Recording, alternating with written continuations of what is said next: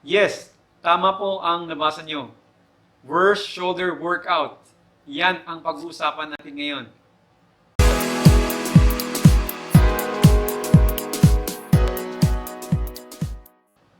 Shoutout po pala sa ating mga magigiting na Philippine Coast Guard na nasa BRP Gabriela Silang OPB 8301.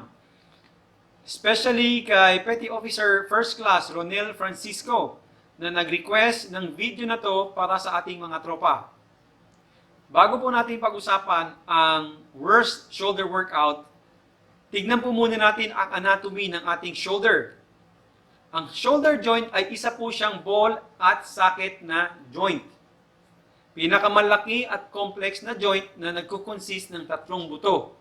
Nandyan yung humerus, yung scapula at ang clavicle.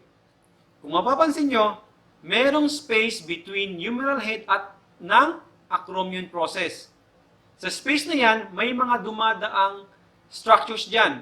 Pero ang main structure na pag-uusapan natin ngayon ay ang tendon ng supraspinatus muscle. Isa sa mga rotator cuff na muscle. Sa taas ng tendon na yan ay meron po siyang bursa. Ang bursa, siya po ang nag-protect ng tendon doon sa acromion process para hindi sila magtama or hindi sila magkakaroon ng friction. Okay? Ano ang worst shoulder workout? Or ang technique na hindi natin dapat ginagawa habang nag-gym tayo? Okay? First ay ang upright row. Ipapakita ko sa inyo. Gagamit ako ng stick kasi wala akong bar. Ang upright row, usually yung ginagawa natin, nilalagay natin ang ating kamay na magkalapit sa bar. Okay? And then, tinataas natin siya sa ating chin level. Minsan, inaangat pa natin ang ating shoulder. Ito po ang pinaka-worst na posisyon ng ating shoulder. Alam nyo kung bakit? Kasi, sa ganitong posisyon, ang shoulder natin ay nasa internal rotation na siya. Okay? At itong posisyon, ito po ang ginagamit namin para mag-test ng impingement syndrome. Ang tawag namin sa test na to ay Hawkins-Kennedy test. As a physical therapist, tinitignan po namin ang mechanism ng injury lagi para malaman namin kung saan nakuha ng pasyente ang injury. 9 out of 10 ng pasyente namin na pumupunta sa gym na nagko-complain ng shoulder pain, ang unang-una ginagawa namin ay ang Hawkins-Kennedy test. Ito ang test na yon. Kasi, ang posisyon na to is very provocative in nature. Ibig sabihin, kailangan namin mag-reproduce ng pain para malaman namin kung positive siya sa impingement syndrome. Kung nanonood po kayo ngayon, gawin nyo to. Especially yung mga nag-gym, kung nanonood ka ngayon, gawin nyo po ang posisyon na to. Ang kamay ay mas mataas sa ating elbow. Okay? Ang gawin nyo, lagyan nyo po ng weight to pababa. Let's say 5 kilos to. Okay? Lalagyan ko ngayon ng weight pababa. Ito, pataas. Ito, pababa. Okay? Gawin nyo. I-press nyo pong ganun. Ano ang nararamdaman nyo? Nasaan ang pressure? Nasa shoulder joint. Okay? So, ang nangyayari kasi sa posisyon na to ay naglalak na ang ating shoulder joint. Imagine niyo ang bursa na yon at ang acromion process ay nagtatama na siya. Okay? Ang acromion process, ang humeral head, in between nun ay ang bursa at ang supraspinatus muscle. Pag tinaas natin ganon, nakita nyo? Kung ito ang acromion process, ito yung head.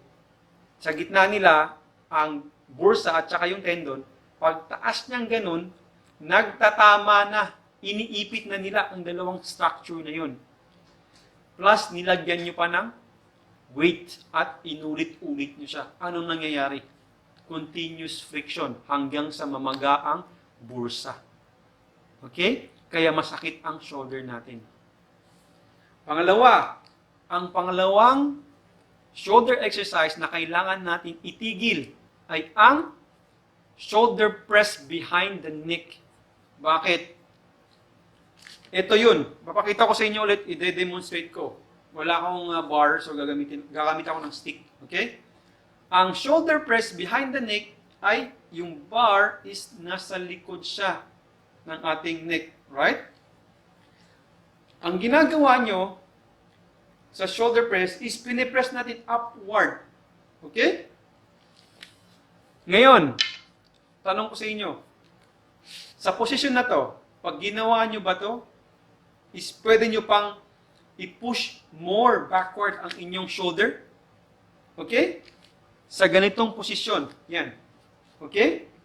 Ano ang nararamdaman nyo? Mafe-feel nyo na nakalock na ang inyong shoulder. Ibig sabihin, na-reach nyo na ang maximum range of motion. Hindi na kaya ng shoulder mag-move pa backward. Okay? Ibig sabihin, nakalock na siya. So, kung titignan nyo ang anatomy ulit, kung ito ang socket, ito yung ball, okay? Ibig sabihin, gumanon na siya. Wala ng space. So, ang mga nasa gitna nila ay naiipit na sila. Tapos, ang ginagawa nyo, inaangat nyo pa siya. So, naggaganunan sila doon sa loob. Okay? Nakalock na siya, pinilit nyo pa. Iangat plus yung weight na nilagay nyo. Kaya, nagkakaroon tayo ng impingement syndrome dahil sa dalawang shoulder exercises na to. Okay? Pero, may mga tao, hindi po sila nakakaramdam ng sakit. As I said, hindi po parehas ang mga tao. Mayroong flexible, mayroong hindi. But mostly is nagkakaroon talaga ng injury sa dalawang shoulder workout na to.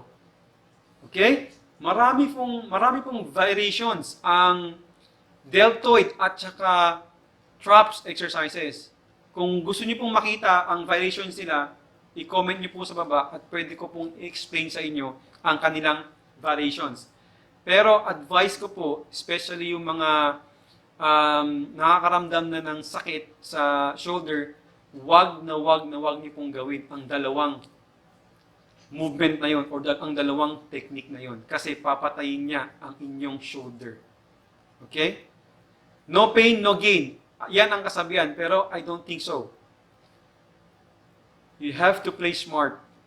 Okay? Kasi pag masakit na yan, na-injured ka, hindi ka na makakalaro. So, ito po, as a physical therapist, ito po ang advice namin sa inyo. So, yun, I hope na intindihan po natin ang dalawang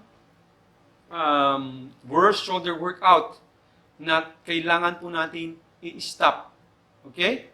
First ay ang upright row. Ang pangalawa ay ang shoulder press behind the neck.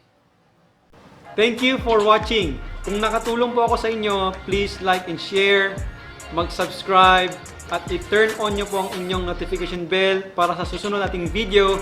At don't forget to follow me on my Instagram. Maraming salamat po. Magkita-kita po tayo muli.